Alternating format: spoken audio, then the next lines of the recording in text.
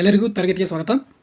ಇವತ್ತು ನೋಡಿ ಅಂತಂದ್ರೆ ಕರೆಂಟ್ ಅಫೇರ್ಸ್ ರಿಲೇಟೆಡ್ ನೋಡ್ರಿ. ನಿನ್ನೆ ತರಗತಿಯಲ್ಲಿ ಅಂತಂದ್ರೆ ಮಾನವ ಅಭಿವೃದ್ಧಿ ಸೂಚ್ಯಂಕ ಸಂಬಂಧಪಟ್ಟ ಏನಂತಂದ್ರೆ ನಾವು ಕ್ಲಾಸ್ ಮಾಡಿದ್ದೀವಿ. ಇವತ್ತೇನಂತಂದ್ರೆ ಜಾಗತಿಕ ಲಿಂಗಾಂತರ ವರದಿ ಸಂಬಂಧಪಟ್ಟಂಗೆ, ಜಾಗತಿಕ ಲಿಂಗಾಂತರ ಜೆಂಡರ್ ಈಕ್ವಾಲಿಟಿ ಸಂಬಂಧಪಟ್ಟಂಗೆ ಇದನ್ನು ನೋಡೋರು ಏನಂತಂದ್ರೆ ಬಿಡುಗಡೆ ಮಾಡೋಂತಂದ್ರೆ ವರ್ಲ್ಡ್ ಎಕನಾಮಿಕ್ ಫೋರಮ್ ಅಂತೇಳಿ WEF ಅಂತ ಕರಿತೀವಿ. ಇದನ್ನು ಬಿಡುಗಡೆ ಮಾಡ್ತದೆ 2025ರಲ್ಲಿ ನೋಡ್ರಿ. 2025ರಲ್ಲಿ 148 ದೇಶಗಳಲ್ಲಿ ಅಂತಂದ್ರೆ 131ನೇ ಸ್ಥಾನದಲ್ಲಿ ಹೊಂದಿದೆ. ಯಾವುದು ಭಾರತ ಅನ್ನೋದು ಏನಂತಂದ್ರೆ 148 ದೇಶಗಳಲ್ಲಿ 131ನೇ ಸ್ಥಾನವನ್ನು ಪಡೆದಿದೆ.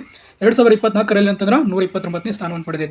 ಅದೇ ನಿನ್ನೆ ತರಗತಿಯಲ್ಲಿ ಅಂದರೆ HDIಯಲ್ಲಿ ಹ್ಯೂಮನ್ ಡೆವಲಪ್ಮೆಂಟ್ ಇಂಡೆಕ್ಸ್ ಒಳಗೆ ಭಾರತ ಸ್ಥಾನ ಎಷ್ಟಿತ್ತು ಹೇಳ್ರಿ? 130ನೇ ಸ್ಥಾನವಿತ್ತು.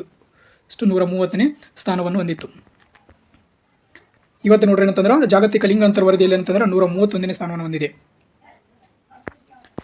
ಆರ್ಥಿಕ ಭಾಗವಹಿಸುವಿಕೆ ಮತ್ತು ಅವಕಾಶ ಕಡಿಮೆ ಅಂಕದೊಳಗೆ ನೋಡ್ರಿ ಏನಂತಂದ್ರೆ ಇದರಾಗ ಏನಂತಂದ್ರೆ 144ನೇ ಸ್ಥಾನ ಪಡೆದಿದೆ.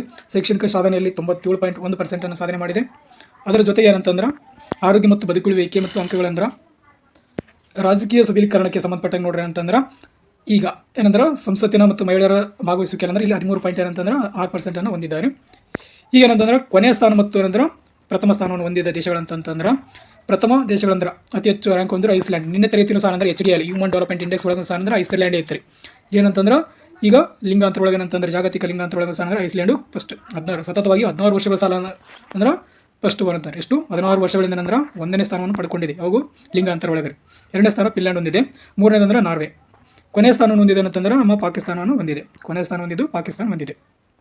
ಇಷ್ಟು ಹೇಳುತ್ತೇನೆ ಅಂತಂದ್ರೆ ನಮ್ಮ ಕ್ಲಾಸ್ ಇಷ್ಟವಾದರೆ ಏನಂದ್ರೆ ಸಬ್ಸ್ಕ್ರೈಬ್ ಮಾಡುತ್ತೆ ಹೇಳ್ತಾ ಈ ಕ್ಲಾಸನ್ನು ಈ ತರಗತಿಯನ್ನು ಇಲ್ಲಿಗೆ ಮುಕ್ತಾಯಗೊಳಿಸೋಣ.